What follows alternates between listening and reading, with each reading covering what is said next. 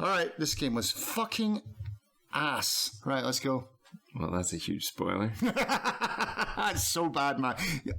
There's a lot to unpack. Hopefully this doesn't go on for too long as well. Thank you for tuning in to another episode of Buyer's Remorse with Darren and Justin. Hello, and welcome to Buyer's Remorse. I'm Justin. I'm Darren. Here on Buyer's Remorse, we find games that are in each other's libraries, games that are untouched or unplayed, and we make that person give it a try to see if they have a wonderful buyer's confirmation or a dreaded buyer's remorse. What game did I choose for you this time? Comic book hero, The Greatest Cape. I mean, that name alone is pretty bad. One I would pick, yeah.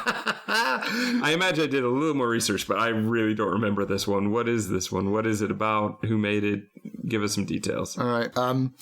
This one came out in 2015. It's by a studio called Grey Dog Software, and it is a whopping $20. I know you didn't pay $20. I got this for free. Okay. I think Steam was giving it away for free. And I'm pretty sure Greg said, "Hey, here's a free game. It's not going to come and bite you in the ass later on." There's no audio. There's no story. There's only... Imagine you collected a bunch of comic book hero cards. It's like Pokemon, basically, but with comic book heroes. But they're all fake comic book heroes. Obviously, they're not trademarked ones. Right. And you can build your own. It's got a really interesting concept around it. So... it's like, but it's basically nothing more than a glorified spreadsheet. That's all it is. So you make a character and you choose their backstory, and it's very detailed about that kind of stuff. You can have these types of superpowers and blah, blah, blah. You can be a villain. It's quite incredible how much thought has been put into this game. But the game part is missing. You know, it's like they've gone all in. If you're like really a comic book nerd and you love comic books and you love thinking about comic books and making backstories and stuff, this might be your game. But you'd have to be really, really into it because it's so dry because there's nothing else there. What do you do after you've designed this intricate backstory? Right, so you make your backstory, you make your guy, and then it's like you've got 10, something like, I don't know, you got like 10 options. Like, go on patrol, work out in the gym, get some rest. There's like a bunch of stuff. Meet other superheroes. Try and track down this one villain. You know, there's about 10 or something different options that you can do. I tried patrolling. Mm-hmm. I couldn't find anything. But I guess I just don't even really understand how it works, because you described it as being more like a card game. It's not even a card game. It's like a spreadsheet of cards. It's like, just imagine you just had... You don't get cards in the game. It's just like you get stats. It's just a bunch of stats. That's why I say it's more like a spreadsheet than anything else. It's a spreadsheet, and then there's no animation. So it's like you go on patrol, and it's all like a text base. It's all like you go on patrol, nothing happens. You do this, nothing happens. And then we get to the fights. And again, there's no animations. You can't see who you're fighting. It's just their name appears. Like, you know, Mad Dog, whatever. And the game has no tutorial. So I don't know. There's something about seed rolling, and you roll a bunch of d6, and then you get like, you roll, and we're not talking like you roll a d20 against someone else's d20 or something like that. Your rolls are in the hundreds. You're rolling like 50 d6 at the same time. It's something incredible. At some points I was rolling rolls of like 987, and I think you're supposed to beat the other roll, but it didn't always seem like that. Sometimes I thought, oh, I've definitely hit, but I didn't do it. Anything, they are hitting me, and basically I spent the whole fucking game just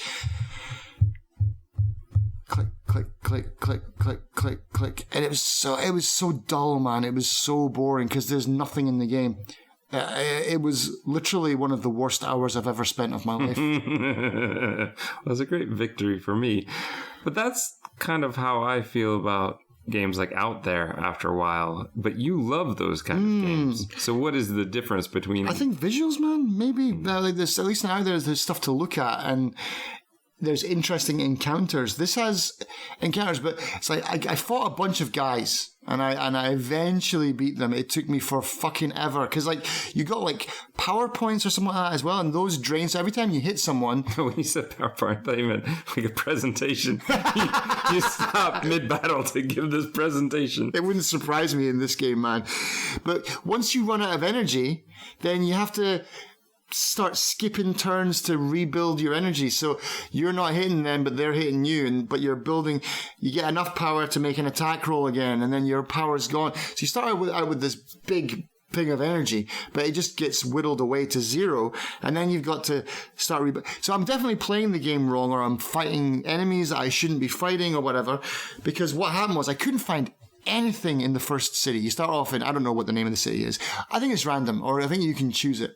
But every city has a backstory, and it's like, someone's been like, I've got this fucking killer idea for a comic book game where you make your own superheroes, and all the villains as well. You can be a villain, you can meet other superheroes, you can form teams, and you can go out and fight crime, and it's like boom, boom, boom, boom. There's all this lore of this game, but there's no game. And it's absolute fucking garbage. It's so bad. It's so bad. And you say that, but you've played text adventures before. Yeah, I know, but what is missing is, well, for a start, a tutorial. Let me know what's going on. Even just something about the world that I'm in. Like, there doesn't seem to be any... Like, you're just thrown in there. Maybe they thought that was cool and edgy. Like, yeah, you're just as lost as the character is. And maybe there's piles of stuff to read through. But none of the mechanics are explained to you. It's not, there's no like, this is what this button does. This is what this button does. This is how combat is resolved. This is how you defend, or this is how you use a superpower, or whatever. There's nothing is explained at all in this game. So you're on your own. So if you can get past that, well, you deserve some kind of medal for that. But if you can get past that, maybe the game is playable and enjoyable. But for an hour, no, not a chance. Not a chance. I was lost and I was bored, senseless. But yeah, like you said, like, so what's the difference between this and a text adventure is... A text adventure, at least with a text adventure, it's reactive. The only reactive thing in this game is you roll a dice and someone else rolls a dice and you resolve a combat. There's no, like, I go here. Because all the messages I got were, you go out and patrol. You don't see anything. You work out. Okay, you got +2 PowerPoints. More presentations for you to do. You go to sleep. You wake up the next day. It's so dry on its return. So it's like... You don't get anything from it. And even when I beat those guys, it was like, okay, so what happens to them? Do they just get thrown in jail, or do I have to take them somewhere?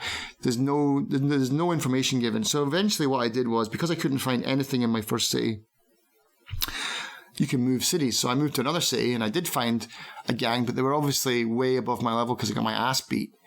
And that was the end of my hour. Okay. I fought 2 guys. You said there's no music? No music, no sound. Not even a dice roll sound. Nothing. What was that other game we played recently that had no music and no sound? It was that ball rolling game that I played. You made me play. You got a fucking knack for finding me games that got no sound in them, man. Yeah. Did you put music on in the background? No. I fucking just played this raw, man. It was, yeah. Ooh, oh boy, yeah. Sounds wonderful. Tell us about your superhero. Oh, I made some generic garbage Superman kind of, but lone wolf Superman guy. Because I just wanted to get into the game. I was like, because it does take a while. It's like the game's it's like giving you all this, like, okay, you got to choose this, and by the end I was just like, oh, just click through it, just get through it. So I made some generic garbage superhero, but I never met any other superheroes, but I know that you can. But the spreadsheet side of it, there's tons of reading to do. I mean, it'd taken me an hour just to read one of the pages, man. Like one of the sheets with all like the subheadings in it, because like each character or each villain or each city has got like layers and layers of spreadsheet data on it. It would have taken me the whole game just to read it. So I wanted to get into it. to see what happened, and boy, was I disappointed. So, would you recommend this game to me? You love comic books, but I think this game would bore you to tears, man. I mean, but you've got more patience for this kind of stuff. Maybe because of the way that you play things, you don't just give up on them that easily. You'll see something through to the end. Maybe you would get into this game. It almost scares me to try it, though, and then go, okay, I'm here till the end, and it sounds like it could be forever. I mean, I'm also not very patient these days with games where I don't understand what's happening. I mean, there's games like City of Heroes, which is a superhero game that basically the modding community managed to get a server back online, and that's a hugely popular game, but it was like left for dead, basically. Not the game, it was left out to die, and the community was like, no, we're not going to have this.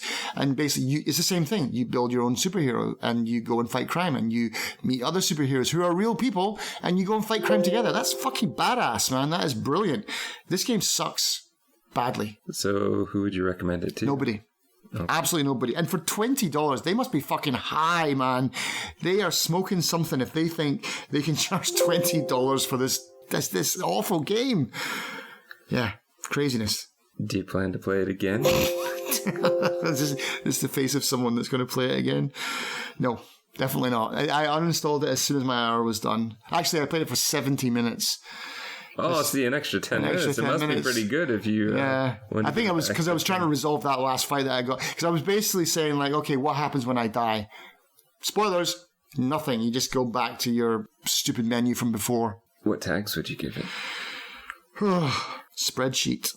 I don't know. I mean, I can't even say comic book because there's no art in the game. There's honestly not even... I think the title page has a superhero on it.